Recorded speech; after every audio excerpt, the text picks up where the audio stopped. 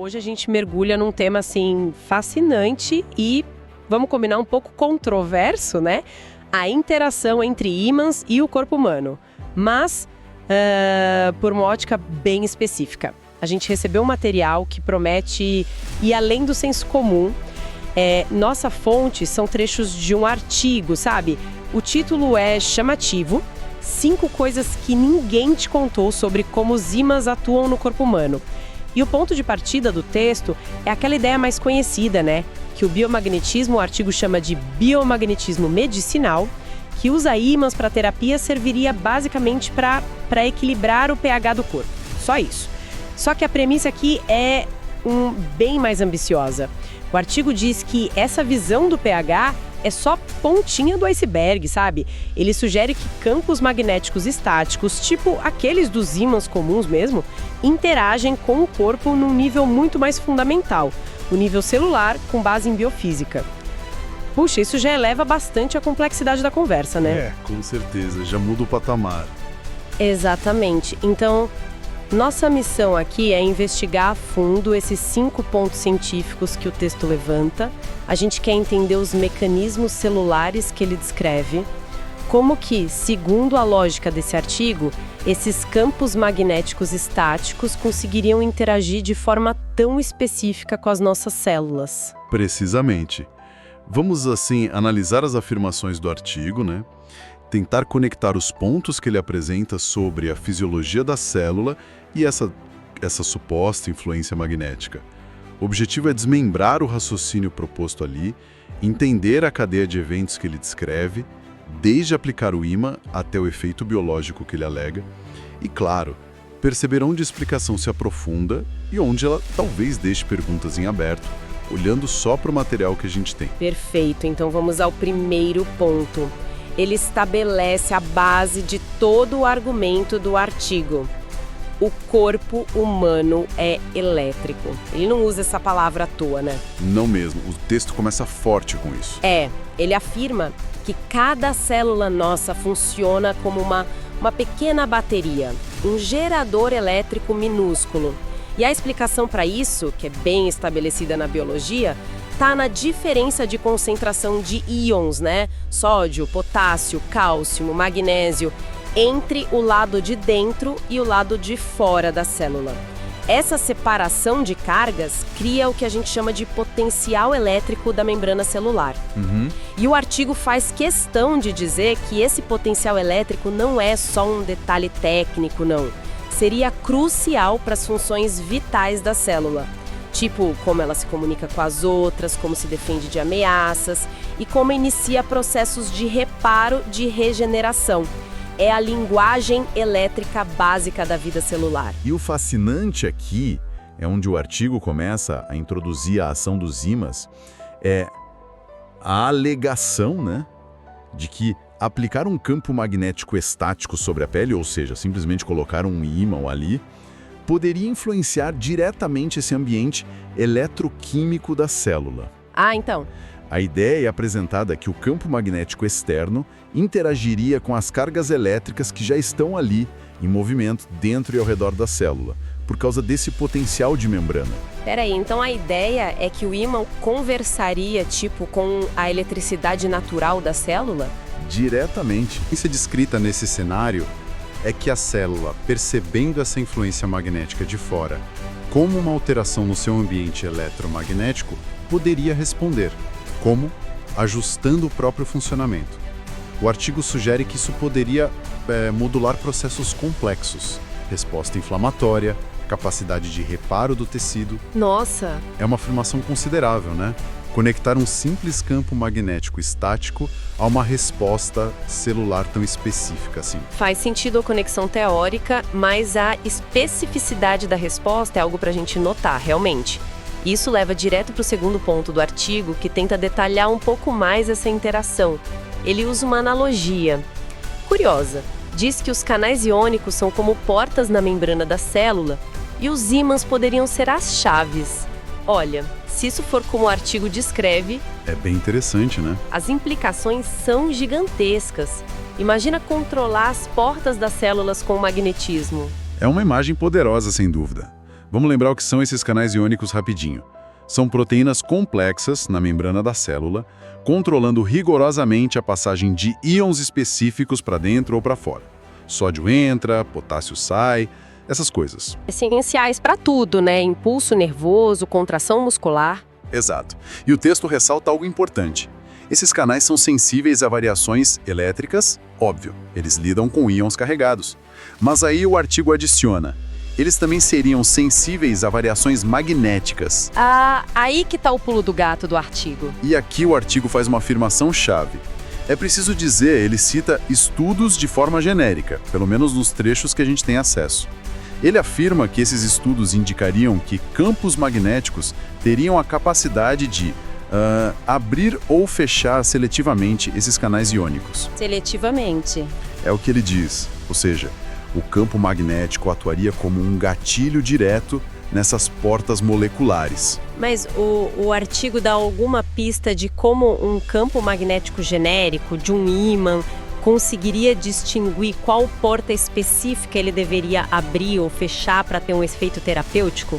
Porque existem muitos tipos diferentes de canais iônicos, né? Essa é a questão central que o texto, pelo menos nestes trechos, não parece aprofundar muito. Ele afirma a capacidade de modular os canais, certo? E descreve as implicações diretas disso: influenciar comunicação celular, percepção da dor, muitos canais iônicos estão ligados a isso, processos inflamatórios, até resposta imune. Segundo o artigo, essa modulação dos canais explicaria efeitos potencialmente rápidos vistos em algumas aplicações do biomagnetismo. No entanto, a seletividade, o como um campo magnético estático conseguiria essa precisão toda, não é detalhada ali.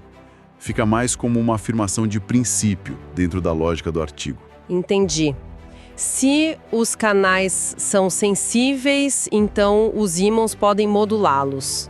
A mecânica fina dessa suposta chave magnética não é explorada. A afirmação está lá, mas o mecanismo detalhado de como essa chave funcionaria com precisão fica em aberto no material que a gente viu. Interessante. Vamos então para o terceiro ponto, que mira em outra estrela da célula, a mitocôndria. A famosa usina de energia. Ah, sim. A produtora de ATP. Exato. A mitocôndria é onde rola a respiração celular e a produção de ATP, a molécula que é tipo o combustível para quase tudo que a célula faz. E a alegação do artigo aqui é bem direta. Campos magnéticos estáticos poderiam otimizar a produção de ATP. Otimizar a usina de energia com um ímã. Como o artigo descreve que isso aconteceria?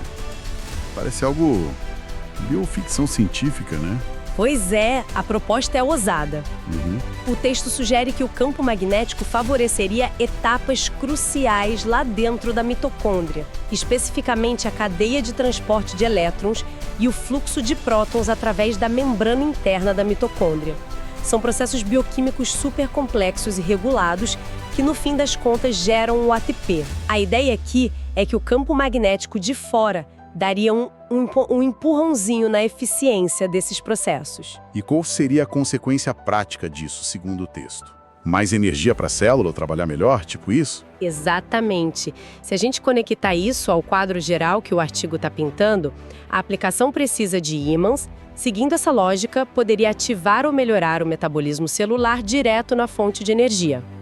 Isso implicaria, teoricamente, células mais eficientes, com mais capacidade para fazer suas funções, seja defesa, reparo, comunicação. Novamente, é uma afirmação forte sobre a capacidade de um campo externo interagir com processos bioquímicos tão intrincados. Sim. O texto postula essa otimização, mas os detalhes biofísicos de como um campo estático influenciaria especificamente o fluxo de elétrons e prótons dessa maneira, não são detalhados nos trechos. Isso nos leva ao quarto ponto, que volta àquela ideia mais popular do biomagnetismo, o equilíbrio do pH. O artigo reconhece que essa é a associação mais comum, né? A técnica serviria para equilibrar o que é ácido e o que é alcalino. Sim, essa é a ideia mais difundida. Mas, como esperado, o artigo argumenta que a história é mais complexa. A explicação que ele oferece aqui é que a influência magnética não seria diretamente sobre o pH geral do corpo, tipo do sangue. Seria sobre o transporte de íons específicos que regulam o pH dentro das células. Ele até cita quais: os íons H+, hidrogênio, que definem a acidez, e os íons HCO3-, bicarbonato, que agem como tampão, neutralizando a acidez. Ah, então a ideia não é mudar o pH do sangue, por exemplo, mas o pH intracelular, dentro da célula mesmo. Isso faz diferença. Faz toda a diferença biologicamente falando. O ambiente interno da célula é muito controlado. Entendi. A consequência apontada pelo texto é que, ao interferir no transporte desses íons específicos através da membrana celular, os ímãs conseguiriam ajustar a acidez lá dentro da célula. E é essa alteração no pH intracelular que, segundo o artigo, traria os benefícios. Aumentaria a eficiência da célula contra micróbios patogênicos, que muitos são sensíveis à mudança de pH, né? Certo. E otimizaria processos de regeneração celular, que também dependem de um ambiente iônico específico ali dentro. Entendi a lógica. Mas aí volta a questão da especificidade, né? Como um campo magnético saberia exatamente como ajustar o transporte de H+ e HCO3- para chegar no pH intracelular ideal para cada situação, para cada célula? Exatamente. Você tocou no ponto crucial que o próprio texto parece não resolver completamente. Ele afirma a interferência no transporte desses íons que regulam o pH, ok, mas como um campo magnético estático, que é uma influência relativamente bruta, né? Como ele conseguiria direcionar seletivamente o movimento desses íons específicos e na direção certa para ter um resultado terapêutico? O artigo levanta essa possibilidade como mecanismo por trás da mudança de pH, mas não detalha como essa regulação fina e direcionada seria alcançada pelo campo magnético. A especificidade da ação continua sendo um ponto que exigiria uma explicação biofísica mais profunda do que a gente encontrou nesses trechos. Ok, ficou claro. O que nos leva ao quinto e último ponto do artigo. Qual é a mensagem final que ele quer passar?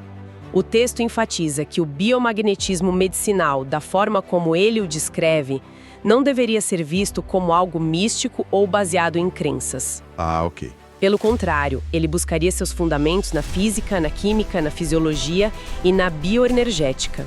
Quer dizer, em disciplinas científicas estabelecidas. É uma tentativa de legitimação, então. De afirmar que isso não é mágica, é ciência. Meio que isso. Sim, parece ser essa a intenção principal desse último ponto. O artigo reitera que quanto maior a compreensão desses fundamentos científicos, os mecanismos celulares que ele acabou de descrever nos pontos anteriores, por parte de quem aplica a técnica, mais precisa e eficaz seria a prática. Ele defende uma imagem do profissional de biomagnetismo como alguém com domínio científico, que entende não só o que está fazendo ao posicionar os ímãs, mas principalmente por que está fazendo, com base nesses princípios biofísicos e celulares que ele descreveu. Mas pela nossa conversa aqui, parece que várias dessas conexões, esses porquês, ainda dependem de mecanismos que o próprio texto não detalha completamente, certo? Como a seletividade lá nos canais iônicos ou na regulação do pH. Exatamente. O artigo defende essa visão de uma abordagem com fundamento científico e apresenta um conjunto de hipóteses sobre como os mecanismos poderiam funcionar no nível celular. Isso ele faz. No entanto, a profundidade da explicação desses mecanismos nos trechos que a gente analisou é, como notamos, limitada em alguns aspectos cruciais. A fonte argumenta pela cientificidade, mas a demonstração detalhada de como esses processos biofísicos ocorreriam sob a influência de um campo magnético estático, não está totalmente presente no material que temos em mãos. É mais uma declaração de intenção e um esboço de possíveis vias de interação. Entendido. Então, o que tudo isso significa? Se a gente juntar as peças que esse artigo nos deu, qual é o quadro geral que ele pinta? O resumo da ópera, digamos assim. Recapitulando, a fonte nos apresenta uma visão do biomagnetismo medicinal que tenta ir muito além da ideia simplista de equilibrar pH. Bem além. Ela descreve uma interação em nível celular, baseada na natureza elétrica das nossas células, isso ficou claro. Fala da possibilidade de modular portas moleculares importantes, os canais iônicos, com campos magnéticos. Sim. Sugere uma influência direta na produção de energia pelas mitocôndrias e propõe uma regulação iônica mais profunda por trás das mudanças de pH dentro das células. No fundo, é uma perspectiva que coloca os campos magnéticos estáticos interagindo com processos celulares fundamentais. Essa é a narrativa que esse artigo específico constrói. E talvez uma reflexão final interessante que a gente pode extrair especificamente deste material para quem nos ouve pensar um pouco, nasce justamente dessa premissa central do artigo: a suposta sensibilidade das células a campos magnéticos estáticos. Ah, boa! O texto inteiro se baseia nessa ideia, né? De que o complexo ambiente eletroquímico celular pode ser influenciado por esses campos externos. Se a gente levar essa premissa do artigo a sério por um momento, só a premissa, a ideia de que nossas células são tão responsivas a essas influências magnéticas, isso abre uma porta para pensar que outras influências ambientais sutis, talvez elétricas de outras fontes, talvez magnéticas que a gente nem considera, ou até outros tipos de campos ou energias que a ciência ainda não mapeou completamente, poderiam estar interagindo silenciosamente com esses mesmos mecanismos celulares delicados no nosso dia a dia. O artigo foca nos ímãs, claro, mas a sensibilidade que ele postula, se for real, poderia ter implicações muito mais amplas sobre como o nosso ambiente interage com nossa biologia em nível microscópico. O que você acha? Puxa, é uma provocação instigante mesmo. Se a célula é essa antena sensível que o artigo descreve, o que mais ela poderia estar captando, né? Uma excelente reflexão para a gente encerrar nossa análise desse material. Bem intrigante.